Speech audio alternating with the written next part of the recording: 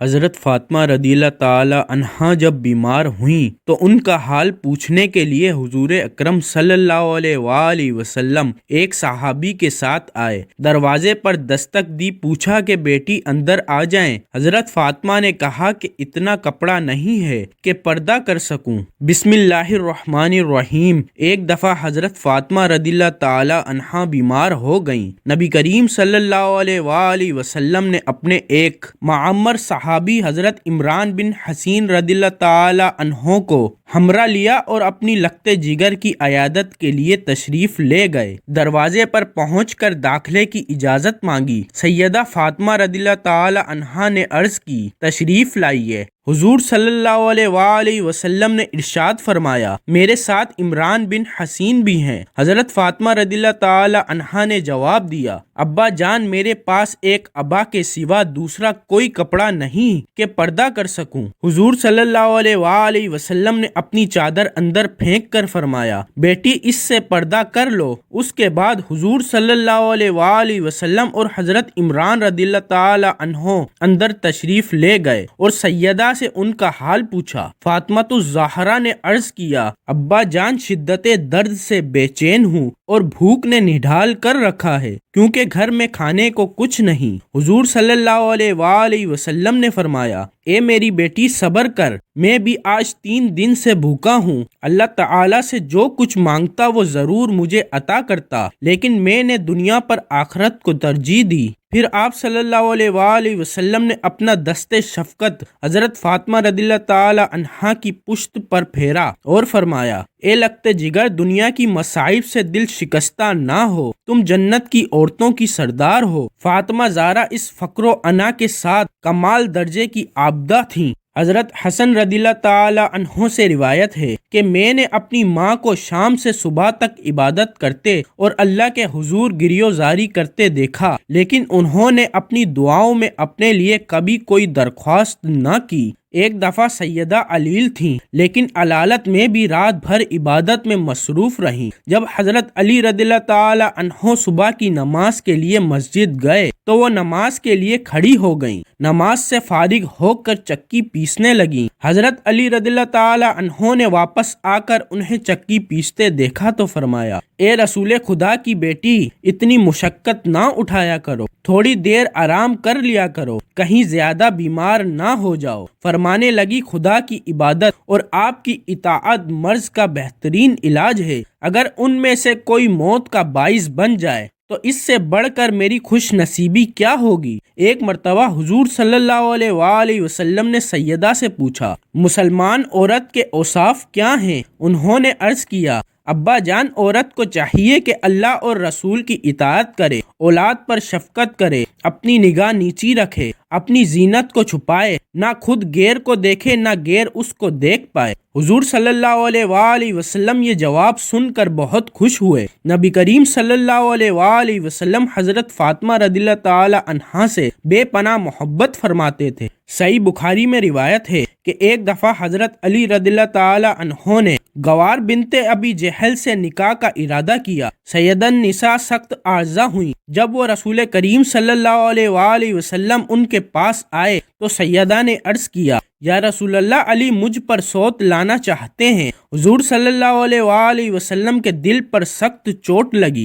ادھر گوار کے سرپرست بھی حضور صلی اللہ علیہ وآلہ وسلم سے اس نکاح کی اجازت لینے آئے۔ نبی کریم صلی اللہ علیہ وآلہ وسلم مسجد میں تشریف لائے اور منبر پر چڑھ کر فرمایا، آل حشام علی سے اپنی لڑکی کا عقد کرنے کے لیے مجھ سے اجازت چاہتے ہیں، لیکن میں اجازت نہ دوں گا۔ البتہ علی میری لڑکی کو طلاق دے کر دوسری لڑکی سے شادی کر سکتے ہیں۔ فاطمہ میرے جسم کا ٹکڑا ہے، جس نے اس کو اذیت دی اس نے مجھے اذیت دی، جس نے اس کو دکھ پہنچایا اس نے مجھے دکھ پہنچایا۔ میں حرام کو حلال اور حلال کو حرام نہیں کرنا چاہتا، لیکن اللہ کی قسم، اللہ کے رسول کی بیٹی اور دشمن خدا کی بیٹی دونوں ایک جگہ جمع نہیں ہو سکتی۔ اس کا یہ اثر ہوا کہ حضرت علی رضی اللہ تعالی عنہ نے ارادہ نکاح فوراً ترک کر دیا اور سیدہ فاطمہ رضی اللہ تعالی عنہا کی زندگی تک پھر دوسرے نکاح کا خیال تک دل میں نہ لائے۔ حضور صلی اللہ علیہ وآلہ وسلم کو جیسی محبت اپنی بیٹی سے تھی،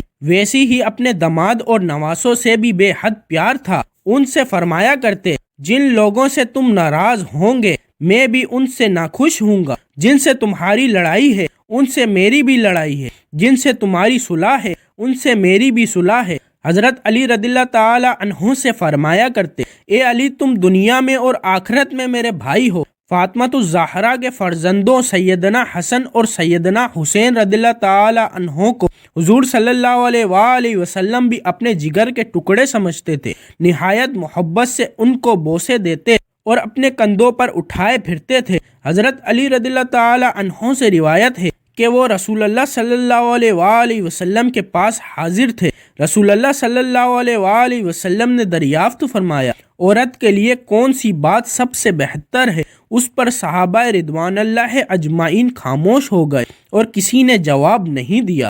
حضرت علی کہتے ہیں کہ میں نے واپس آ کر حضرت فاطمہ رضی اللہ تعالی عنہا سے دریافت کیا کہ عورتوں کے لیے سب سے بہتر کیا بات ہے؟ حضرت فاطمہ رضی اللہ تعالی عنہا نے فرمایا، نہ وہ مردوں کو دیکھیں اور نہ مرد ان کو دیکھیں۔ تو میں نے جواب رسول اللہ صلی اللہ علیہ وآلہ وسلم سے ذکر کیا تو آپ صلی اللہ علیہ وآلہ وسلم نے فرمایا، حضرت فاطمہ رضی اللہ تعالی عنہا میری لگتے جگر ہے۔ حضرت فاطمہ رضی اللہ تعالی عنہا نے ایک دفعہ اسماء بنت امیس رضی اللہ تعالی عنہ سے کہا کہ مجھے حیا آتی ہے کہ جب میرا انتقال ہو تو لوگ مردوں کے تخت پر لٹا کر اور ایک کپڑا اوڑھا کر مجھے کندھے پر اٹھا لے، اس لیے اندیشہ ہے کہ کپڑے کے اوپر سے میرا جسم ظاہر ہو۔ تو حضرت اسماء رضی اللہ تعالی عنہا نے کہا، جگر گوشہ رسول صلی اللہ علیہ وآلہ وسلم، کیا میں تمہیں ایسی چیز نہ دکھاؤں جو میں نے حبشہ میں دیکھی تھی؟ حضرت فاطمہ رضی اللہ تعالی عنہا نے کہا، کیوں نہیں، ضرور۔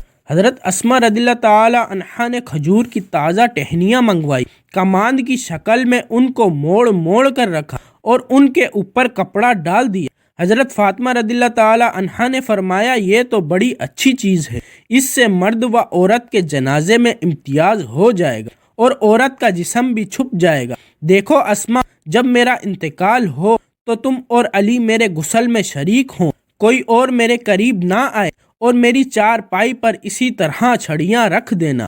جب حضرت فاطمہ رضی اللہ تعالی عنہا کا انتقال ہوا تو حضرت اسماء رضی اللہ تعالی عنہا نے دلہن کے ڈولے کی طرح ایک پردہ پوشیدہ چادر چارپائی تیار کی اور کہا کہ حضرت فاطمہ نے مجھے اس کی وصیت کی تھی۔ ان روایات سے اندازہ لگایا جا سکتا ہے کہ حضرت فاطمہ رضی اللہ تعالی عنہا پردے کا کتنا اہتمام فرماتی تھیں۔ یہی وجہ تھی کہ آپ صلی اللہ علیہ وآلہ وسلم نے حضرت فاطمہ رضی اللہ تعالی عنہا کی پاک دامنی پر جنت کی خوشخبری سناتے ہوئے ارشاد فرمایا، حضرت فاطمہ رضی اللہ تعالی عنہا نے اپنی عصمت اور پاک دامنی کی ایسی حفاظت کی کہ اللہ تعالیٰ نے اس کی پاک دامنی کی وجہ سے اسے اور اس کی اولاد کو جنت میں داخل فرما دیا۔ اور ایک اور روایت میں ہے کہ بے شک حضرت فاطمہ رضی اللہ تعالی عنہا نے اپنی عصمت اور پاک دامنی کی حفاظت کی تو اللہ تعالیٰ نے اس کی اولاد پر جہنم کی آگ حرام کر دی۔ حضرت ام سلمہ رضی اللہ تعالی عنہا فرماتی ہیں، جب قرآن کریم کی یہ آیت نازل ہوئی تو انصار کی خواتین اپنے گھروں سے اس طرح نکلی کہ گویا ان کے سر اس طرح بے حرکت تھے جیسے ان کے سروں پر پرندے بیٹھے ہوں، اور ان کے اوپر کالا کپڑا تھا جس کو وہ پہنی ہوئی تھی۔ حضرت عائشہ رضی اللہ تعالی عنہا روایت فرماتی ہیں، ہم رسول اللہ صلی اللہ علیہ وآلہ وسلم کے ساتھ سفر حج میں حالت احرام میں تھے۔ جب ہمارے پاس سے کوئی سوار گزرتا تو ہم اپنی چادروں کو اپنے سروں سے لٹکا کر چہرے کے سامنے کر لیتے اور جب لوگ گزر جاتے تو ہم چہرے کھول لیتے۔ حضرت قیس بن شماس سے روایت ہے کہ رسول اللہ صلی اللہ علیہ وآلہ وسلم کی خدمت میں ایک عورت حاضر ہوئی، اس کا نام ام خلات تھا اور اس کے چہرے پر نقاب پڑا ہوا تھا۔ یہ عورت اپنے بیٹے کے بارے میں دریافت کر رہی تھی جو جنگ میں شہید ہو گیا تھا۔ اصحاب رسول صلی اللہ علیہ وآلہ وسلم میں سے کسی نے آپ کو نقاب میں دیکھ کر کہا اس وقت بھی آپ نے نقاب ڈال رکھا ہے۔ آپ نے جواباً فرمایا میں نے بیٹا ضرور کھویا ہے، حیا نہیں کھوئی۔ اللہ پاک تمام مسلمان عورتوں کو پردے کی توفیق عطا فرمائے، ہمیں دین کی مکمل سمجھ نصیب فرمائے اور ہمارا خاتمہ ایمان پر فرمائے۔ اللہ پاک میری اور آپ کی بخشش فرمائے، آمین۔ ناظرین، کمنٹ باکس میں اللہ تعالیٰ کے 99 ناموں میں سے ایک نام ضرور ٹائپ کریں۔